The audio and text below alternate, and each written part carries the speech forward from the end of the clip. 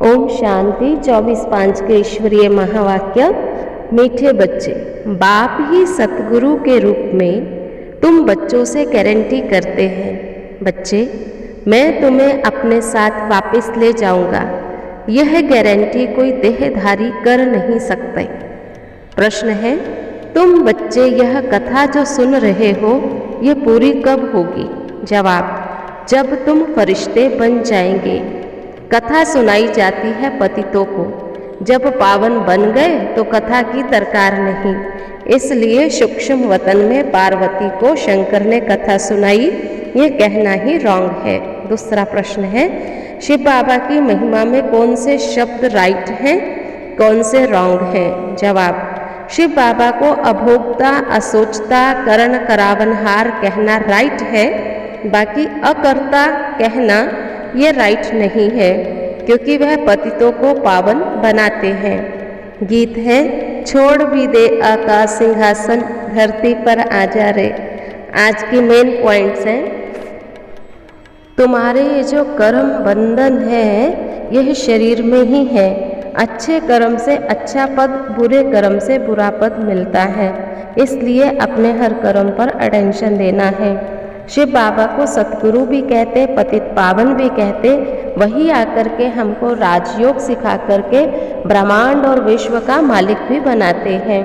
फिर बाबा ने बड़ी अच्छी बात कही कि देखो लाडले बच्चे, तुम सतयुग में पवित्र प्रवृत्ति मार्ग के थे, फिर पुनर्जन्म लेते पतित बनते। भारत पवित्र था, देवताओं का राज्य था, शांति थी, निर्वाण धाम में भी शांति होती है, परंतु सतयुग में तुमको तो शांति सुख का वर्षा मिला हुआ है, इसलिए वहाँ अशांति कभी होती नहीं।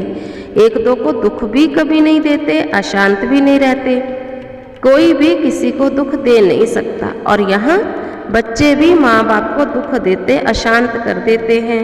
अभी तुम शांति के सागर से शांति का वर्षा लेते हो, वहाँ कोई लड़ाई झगड़ा नहीं है, तो यहाँ भी तुम्हारी वही अवस्था चाहिए ना। आपस में लून पानी नहीं होना चाहिए। पहले तो यह निश्चय चाहिए, बेहद का बाप आया है हमको दुख की दुनिया से घर ले जाने के लिए। बाबा कहते, मैंने भाग्यशाली रथ में प्रवेश किया है। बरोबर कई बच्चियां होशियार नहीं होती हैं, उनको उठाना होता है तो मैं जाकर उनमें प्रवेश कर देता हूँ। बाबा की मदद मिलती है, एक तो निश्चय बुद्धि, दूसरा दृष्टि मिलती है। बाबा कहते, बच्चे ऐसे नहीं समझो कि मैं सर्वव्यापी हूँ, मैं तो अपना कार्य करता हूँ। बाबा हम बच्चों को बहुत मीठी मीठी बातें सुनाते हैं, ये कोई को पता नहीं है। कितने हैं जो कहते हैं, हे राम जी संसार बना ही नहीं है। अब रामचंद्र जी तो यहाँ है नहीं, यहाँ से ही प्रारब्ध लेते हैं, त्रेता में जाकर के फिर राजा बनते हैं। अच्छा मीठे मीठे सिकिलधे बच्चों प्रति माता पिता बाप दादा का याद प्यार, गुड मॉर्निंग। धारणा के लिए सार, शांति के सागर बाबा से शांति सुख का वर्षा, शांत चित्त रहना है।